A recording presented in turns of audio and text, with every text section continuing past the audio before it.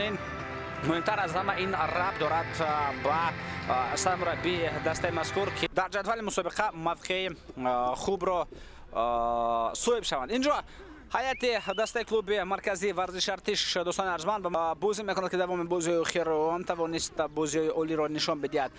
بازی موسمی باشد و اکنون هیئت دسته کوکتوش دوستان ارجمند که میسازد هرچه خوبتر و بهتر برای غلبه خویش مبارزه برد. مثلا میتواند هم در کنار خط دفاع بازی کند، میتواند در خط نیم حمایت در مرکز هم باشد، یعنی بازیگر یونیورسالی است. با مرکز فتولایف توپ را صاحب می شود و میتواند هجوم را ادامه بدهد. ارسال فتولا با کنار، از آنجا ارسال با داخل جریمه گل رها کرده می شود. ضربه و گل دوستان ارجمند.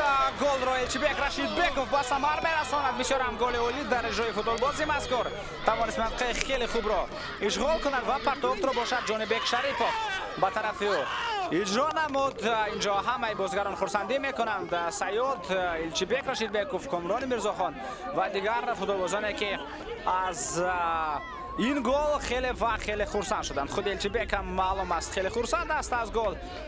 سر اول فتولایف، بعدا جانبک شریفوف پرتافت سر وقتی انجام داد و ببینید خیلی پرواز زیبا در اجرای الچیبک رشید بیکوف و ضربه زده او با گل انجام می‌یابد. 1-0 دسته کلوب مرکزی ورزش ارتش پیش صف می شود.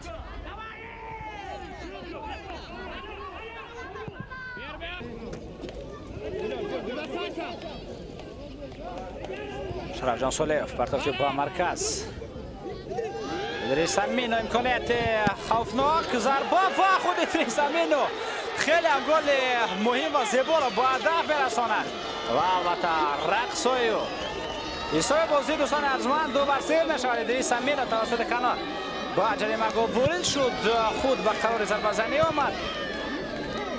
ما از همین گل خیلی مهم برای فوتبالبازان کلوب مرکزی ورزش ارتش خواهد بود، چون که در ادامه بازی در 10 دقیقه که باقی مانده است دسته کوکتوش از احتمال خیلی دور است که میتواند با زدن 2 گل مشرف شود.